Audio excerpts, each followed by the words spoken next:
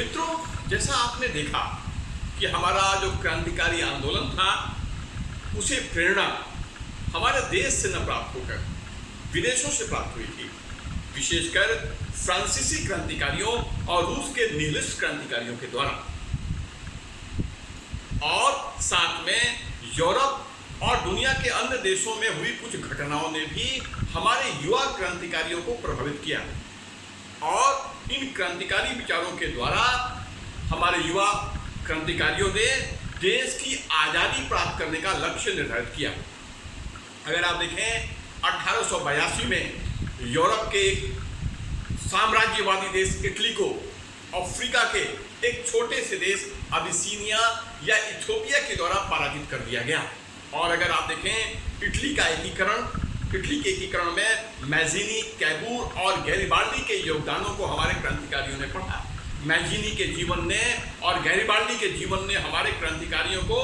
प्रमुखतः प्रभावित किया। साथ में अगर आप देखें जर्मनी का एकीकरण इत्यादि ऐसी कुछ बहुत महत्वपूर्ण घटनाएं थीं जिनसे हमारे क्रांतिकारी प्रेरित हुए और उनके अंदर विचार आया कि अगर हम देश के लोग एक संगठित रूप से प्रयास करें तो अंग्रेजी राज से मुक्ति प्राप्त की जा सकती है। अर्थात आप देख सकते हो कि हमारा क्रांतिकारी आंदोलन का उद्भव हमारे देश में न होकर विदेशों में था। यदि इस क्रांतिकारी आंदोलन के घटनाक्रम जो एक सबसे महत्वपूर्ण पार्ट है आपके इस अध्याय का, इससे बहुत ही महत्वपूर्ण प्रश्न आपके एग्जामिनेशन में आते हैं। क्रांतिकारी आंदोलन के अंतर्गत कौन कौन सी घटनाएं कब कब कहां हुई थी, कौन कौन से क्रांतिकारी इन्वॉल्व थे, क्या सजा मिली, कब मिली, क्यों मिली। यदि हम इस घटनाक्रम पर चर्चा शुरू करें तो भारत के क्रांतिकारी आंदोलन की पहली घटना अगर आप देखें पूना में 1897, पहली घटना पूना में 1897 में घटित हुई,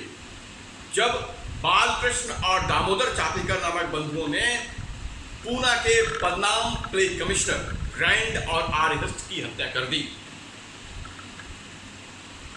जिसे इतिहासकारों ने भारत के क्रांतिकारी आंदोलन की पहली घटना के रूप में स्वीकार किया है।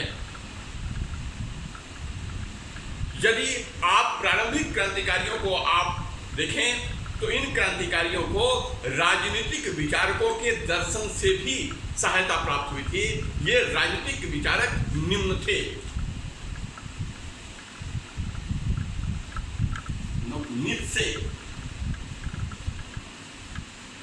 शोपेनहावर,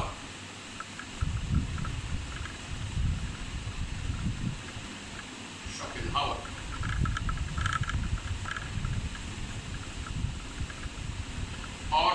क्रोपेटकीन जैसे दार्शनिकों ने हमारे क्रांतिकारियों को प्रभावित किया था। पूना की घटना को अगर आप देखें तो पूना की घटना को प्रकाश डालें तो चापेकर बंधु पूना में एक व्यायामशाला चलाते थे, और उसी दौर में प्लेग के नाम पर रैंड और आर्यहस्त की जातियां जब बढ़ती गई, वो किसी भी समय किसी के घर में बिना किसी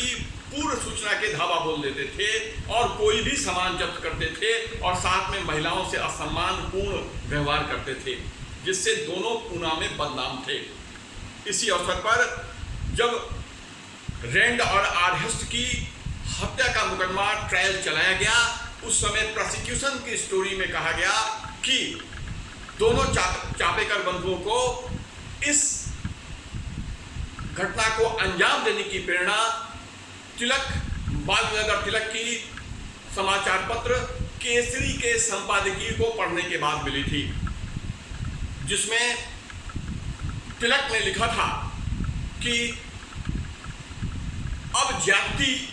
काफी बढ़ गई है, पानी नाक के ऊपर जा रहा है, अब वह अवसर आ गया है जो छत्रपति शिवाजी ने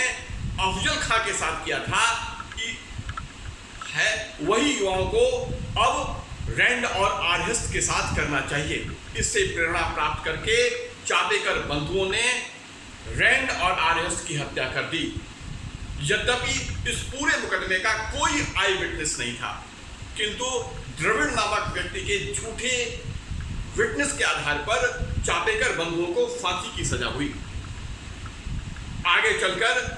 चापेकर बंधुओं के छोटे भाई गणेश चापेकर के द्वारा द्रविड़ की भी हत्या कर दी गई। गणेश चापेकर को भी फांसी की सजा हुई। यह भारत के क्रांतिकारी आंदोलन की पहली घटना थी जो 1897 में पूना में घटित हुई थी, 1897 में, जिसने हमारे देश के युवा क्रांतिकारियों को प्रभावित किया और अपने लक्ष्यों को प्राप्त करने के लिए प्रेरित किया।